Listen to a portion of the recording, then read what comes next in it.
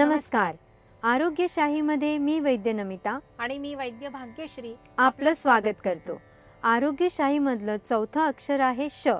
श आहे शास्त्राचा. आयुर्वेद शास्त्र हे जीवन कसं जगावं याचं मार्गदर्शन करणारे शास्त्र आहे. त्यामुळे आयुर्वेद नुसतं वाचणं पुरेसे नसतं, केवळ शिकणं पुरेसे नसतं, तर आयुर्वेद जगायचा असतो.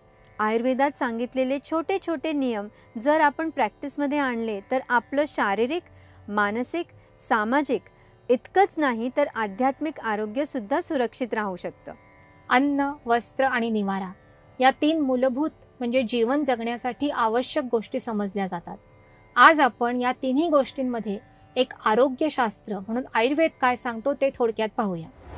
अन्न हे केवळ पोट भरण्यासाठी किंवा जिभेला सुखवण्यासाठी खायचं नसतं, तर ते शरीराची शक्ती वाढवणारं, मनाच्या समाधानी वृत्तीत भर घालणारं असायला हवं आणि आपापल्या प्रकृतीला अनुरूप असायला हवं. यासाठी एकदा वैद्यांना प्रत्यक्ष भेटून आपली प्रकृती काय आहे हे समजून घेणं सर्वात चांगलं.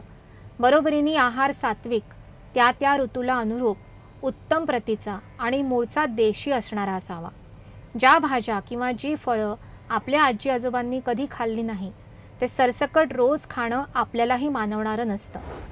वस्त्राच्या बाबतीत सांगायचं झालं तर भारत हा एक उष्णकटिबंधीय देश असल्यामुळे इथे फार घट्ट आणि सिंथेटिक म्हणजेच कृत्रिम धाग्यापासून तयार केलेले कपडे शक्यतो टाळणं चांगलं असतं. कॉटन, सिल्क किंवा लिनन अशा नैसर्गिक धाग्यापासून बनवलेले आणि कम्फर्टेबल फिटिंगचे कपडे घालावे. कपडेसुद्धा त्या त्या ऋतूसाठी सुटेबल असावे. आता राहिला तो निवारा. आयुर्वेदात सांगितलेलं आहे, वास्तुशास्त्रानुसार बांधलेल्या घरातच राहावं. याशिवाय घर परिसर स्वच्छ ठेवावा. विशेषतः झोपायच्या खोलीत अडगळ किंवा अँटिक वस्तू जमवून ठेवू नयेत. कॅक्टससारखी काटेरी झाडंसुद्धा बेडरूममध्ये ठेवू नयेत. घर वास्तुशास्त्रानुसार बांधलेलं असेल तर झोपण्याची दिशा बरोबरच येते, पण कमीत कमी दक्षिणेकडे पाय येणार नाहीत याची काळजी घ्यावी. घरात निदान एकदा तरी धूप करावा. शक्यतो मोठमोठ्याने वादविवाद घालणं टाळावं.